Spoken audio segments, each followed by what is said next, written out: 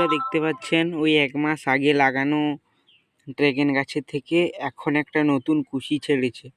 তো ভীষণ হেলদি আছে কুশিটা।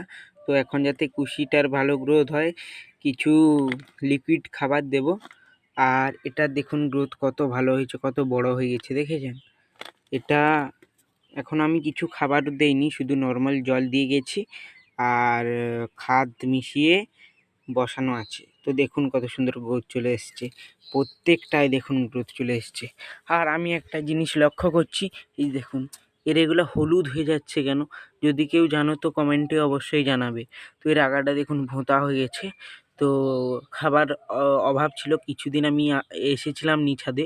তো এখন খাবার দিয়ে দেওয়ার পরে গ্রোথ চলে এসছে, দেখতে পাচ্ছেন। তো চলুন কি জল দেবো দেখে নিই। তো দেখতে পাচ্ছেন সবজি ভেজার তরল সার। তো সবগুলা গাছে এইভাবে